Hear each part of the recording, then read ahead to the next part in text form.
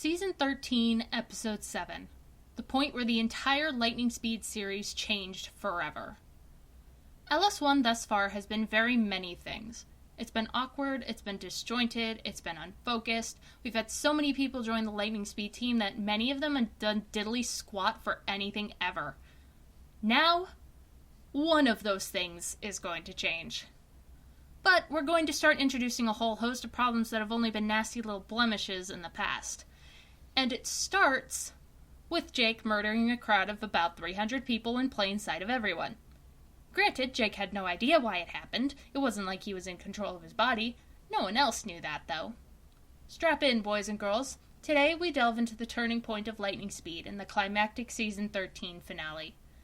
Season 13, Episode 7, Jake Speed Wanted Dead or Alive.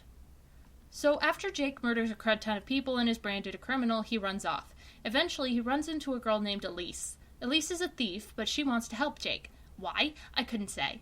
Rose also shows up, saying she doesn't believe Jake would do something bad like that, and she also wants to help. The three of them head back to Elise's base of operations, where they meet up with Elise's partner in crime, Trey, who's a mechanical genius.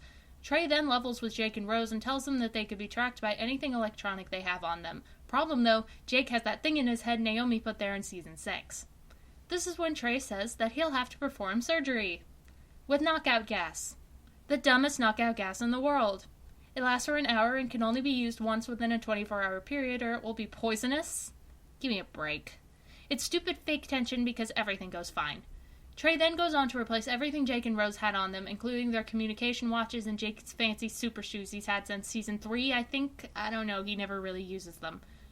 He also builds Jake a weapon that he can channel his electricity through like a double-bladed lightsaber or something. He never uses this for anything important, ever.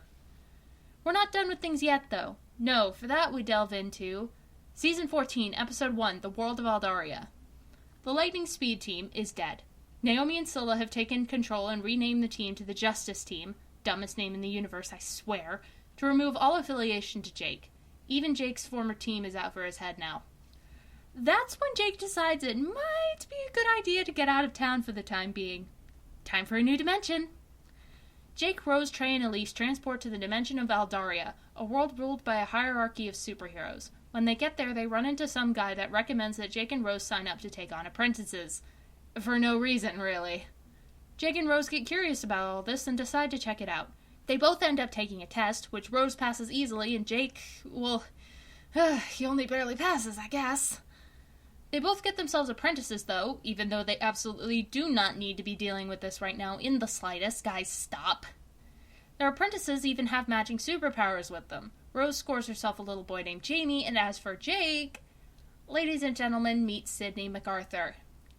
Now, Sydney is initially hesitant toward Jake. Not only has Sydney been treated unfairly by the system her whole life for supposedly being weak or some crud like that, but she's just been assigned to the guy that only barely passed the apprenticeship test. After this, Trey and Elise show back up and announce that they've found them all a place to crash during their stay in ALDARIA. Wonderful. Welcome to Dimension number 3 that isn't Ilia. Don't worry, we won't be here long. Episode 2, Sydney and the Secret. Trey hits up Jake one morning and tells him that Elise left some stuff back in Ilia, so he wants Jake to go back and grab it right fast. Jake goes and gets the stuff, but when he gets back, he finds out that Sydney has gone missing. Turns out she follows him to Ilia and ended up in Centralia, where the Wonder Girls are trying to help her because they think she's just a lost kid. Jake disguises himself and tries to get into the Wonder Girl headquarters to get her out, but he's discovered and attacked. Sydney helps him out and they're able to escape together. After all that, Jake has to tell Sydney pretty much everything he's been keeping secret up until now, and Sydney is surprisingly okay with Jake having accidentally murdered 300 people, and she decides to trust him now. Yippee! I mean, all things considered, it's not a bad premise on the surface level, it's just the ending that makes it questionable, really. Episode 3, The Test. Ring ring, it's a call from the ALDARIA Superhero Society. They don't actually have records on file for Jake and Rose, so they have to take the superhero test to be able to keep their apprentices. Jake, having barely passed the last one, is reasonably scared, but Sydney, without any sort of explanation in the slightest, gets the bright idea to go back to Ilia, find Antaeus of all people, and get him to train Jake for the test. The punchline? This works. Episode 4, Return of Jade. Jade's back, and this time she's out for blood. Until she's not, and she just goes home. That's it. That's all that happens. Jade attacks Jake because the Wonder Girls paid her to, but Jake beats her up, they dump Jade back in Ilia, and Jade just goes home. It's really stupid. Episode 5, The Tangled Web. This one is super, super, super confusing, and I have to struggle to try to summarize this one the best I can because understanding this is crucial to understanding what's to come, to some extent. Essentially, Rose runs into Asper in an internet chat room and tries to win Asper over to the fact that Jake didn't mean to murder 300 people and that he's innocent. Jake finds her, tries to get her to stop before she reveals their location, then some freaking how, Jake ends up inside the computer. This is later explained to be the work of Grievel for some unexplained reason I don't hecking know, but Naomi finds out about this and manages to trap Jake on the computer Asper was using and threatens to delete him. This is supposed to be foreshadowing, but heck if anyone could actually realize that with the janky way I used to do literally everything. Anyway, Jake escapes somehow, Rose finds out Grievel's behind the whole thing somehow, nothing is really explained, then Naomi starts tracking where Jake came from. Yay! Episode 6, Jake's Tainted Past. The title is a lie because it has nothing to do with this episode. Whee! Naomi discovers Jake's location and the Wonder Girls arrest everyone, including the children, one of whom has absolutely no freaking idea what's going on. Yeah, remember Jamie? I know I barely do. Anyway, they get taken to prison because juvenile detention doesn't exist in Ilia, and Jake manages to break out with Sydney following close behind. The two of them go to infiltrate the Justice Team's headquarters because Jake thinks he'll find something useful in Naomi's invention vault or something stupid and contrived like that. Oh yeah, this is the end of Season 14, but it's not like it matters that much because the season episode structure kind of loses its shine at this point and beyond. Sorry, not sorry. Season 15, Episode 1, Naomi's Little Secret. Are you ready for things to go off the rails really freaking fast? I know I'm sure not.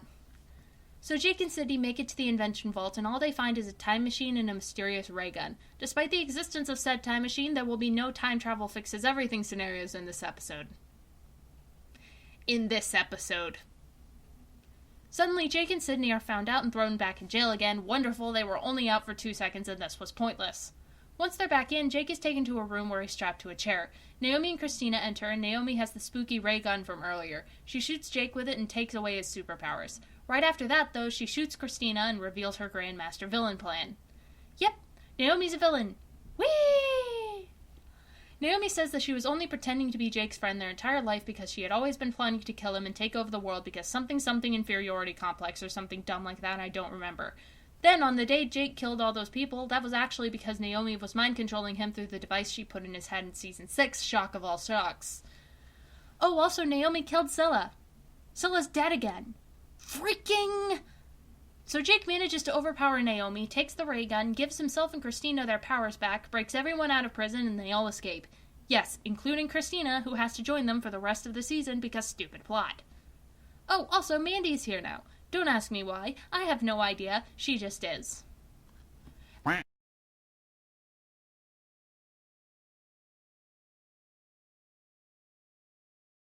Episode 2, The Villains League.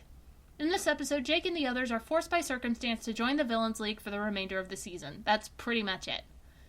Because that's the next logical step after you become a wanted criminal and want to be accepted back into society eventually. Become a villain. Now, this actually isn't the worst premise in the world. Really, though, absolutely nothing interesting comes of this, and the Villains League does nothing significant to anything in the actual final battles, so this is all bogus. Episode 3, Dream Team. Jake starts having doubts about whether or not anything he's doing is even worth it. Then, in his dreams, he sees Scylla as an angel, and she tells him why everything he's done up to this point is worth it. Then Jake wakes up and believes in himself again. The end. Episode 4, Suspicion Rises. Primrose has doubts about Jake's devotion to the Villains League, so she fights him in the parking lot and Jake asserts his dominance. That's all. Moving on. Episode 5, The Big Reveal.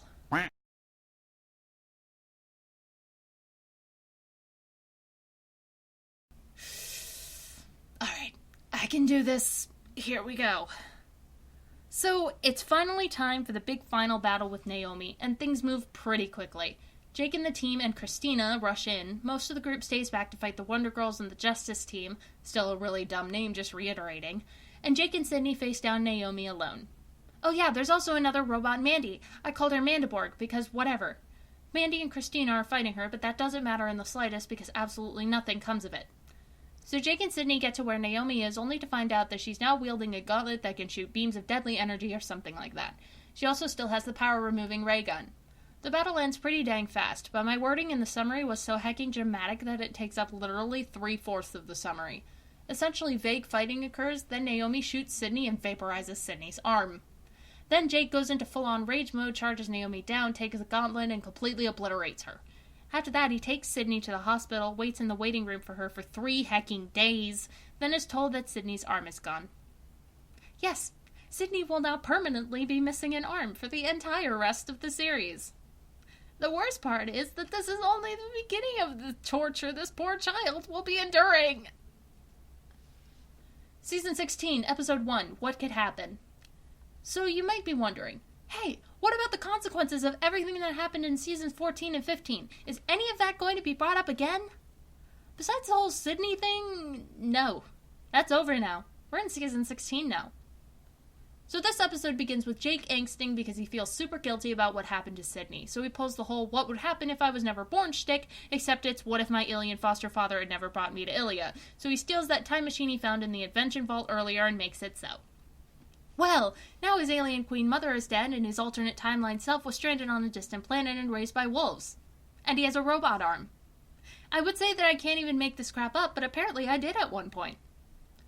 So Jake, his time machine having shorted out so he's stuck in the alternate timeline, finds his alternate timeline self. Jake doesn't tell alternate Jake that he's Jake though, so he calls himself Jay. Wow. So much better. Anyway, alternate Jake miraculously knows a guy that can fix the time machine, but he heard Jake mention his alien assassin sister, so now he wants to go find her. Problem though, Jake has no idea where she is. Episode 2, That Could Happen. Yes, this was a 2-parter. Why? I don't know. So Jake's in a pretty bad place. He's stuck in an alternate timeline and needs to figure out where to find Jade. That's when Scylla comes to him in a dream and tells him the information in a display of pure Deus Ex Machina that makes absolutely zero sense. Jake and other Jake go there and find Jade, who's a wealthy aristocrat or something for zero explained reason. She just agrees to come with them even though A, she doesn't need to, and B, why? Anyway, they go to Ilia next because freaking heck, I don't even know why. Nothing in this episode has any reason to happen, period. It all just kind of does. When they get to Ilia, they find Rose, but she's in an abusive relationship because I don't know. Then Jake goes to ALDARIA and finds Sydney, who's also sad because no one wants to take her as an apprentice, and she's going to get kicked out on the street soon or something. By this point, I think I was just fishing for excuses for Jake to angst without actually using logic. Then, and only then, do they go to find the time machine repairman, but whoops, he's on Palentia, whose king, aka Jake's murder dad, Morris, wants them dead. Jake, alternate Jake, and Jade all get captured and brought to Morris, but Jake helps them escape. Jake and Jade get captured, though, and Jake throws the time machine over to alternate Jake before he and Jade get straight up murdered. Alternate Jake goes back to the past to stop Jake from changing the past, and then all is well. Time travel fixes everything. Episode 3, The Revenge of Primrose. I'm just gonna read aloud the summary for this episode. Jake is on the first run he's taken since Naomi had him commit his crime. Suddenly, though, he's attacked by Primrose. She's furious with Jake for betraying the Villains League and vows to make him pay for what he's done. She manages to injure him and knock him unconscious before Rose and Rita arrive to back him up. Jake ends up in the hospital for a quick look-over and is once again attacked by Primrose. In an epic fight, Jake manages to take her down and sends her running back to the underground. No, I don't know what any of this means. This is all pointless. Moving on. Episode 4, Les Big Switcheroo. Okay, so you're going to have to pay extremely close attention here because this is a body swap episode that gets really confusing really fast.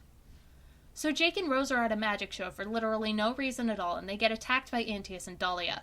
The random magician on stage tries to magic Antaeus and Dahlia away, but somehow ends up accidentally swapping them with Jake and Rose. So Jake ends up in Dahlia's body, and Rose ends up in Antaeus' body. Dahlia ends up in Jake's body, and Antaeus ends up in Rose's body. With that, they all go to see Greevil to see if he can change them back, but Greevil shrugs and says he doesn't know how, so they're stuck as each other. They start to try to live each other's lives, but random magician man does another thing and switches them all up again, so Jake and Antaeus get swapped, so Jake is in Rose's body and Antaeus is in Dahlia's body. And this all happens right before Dahlia was about to kiss Antaeus, so Antaeus grabs Rose, who is still in Antaeus' body, and storms right on over and tries to beat up Jake for kissing Dahlia, and they have to reveal to everyone else what happened. Then, through completely unexplained circumstances, they all revert back to normal, and Antaeus proceeds to attempt to beat up Jake again. The end. My gosh, this entire season is pointless filler. Episode 5, Rose's New Ride. Trey makes Rose a motorcycle to keep up with Jake, because I suppose Trey's the resident science man now. Jake gets jealous, though, because Rose can keep up with him now. Then the motorcycle gets stolen by Kat, and she tries to run Jake down and kill him. Jake has to destroy the motorcycle to stop her. Rose then gets a new normal motorcycle and everyone is happy. Rose has a motorcycle now. But why was Rose low-key the coolest character in LS1? Episode 6, Speed Meets Alan. Remember Jake's dead not parents? Surprise! So Jake's alien mother crash lands on Iliad. Jake takes her to try so he can make a spaceship for her because resident science man. But then the Wonder Girls call Jake to their headquarters and wow, good golly, Jake's not parents aren't dead and things get awkward. Then when Jake sets up a private meeting with his not parents, surprise, his alien mother walks in and things get even more awkward. Jake has to explain things, Jake's not dad apologizes for trying to kill Jake, and everyone is happy because I don't know. No, it's never explained why Jake's not parents are suddenly alive again. Are you really surprised? And with that anticlimactic ending, we break. Next time we're getting into Season 17, where things really start changing. Hope you're ready!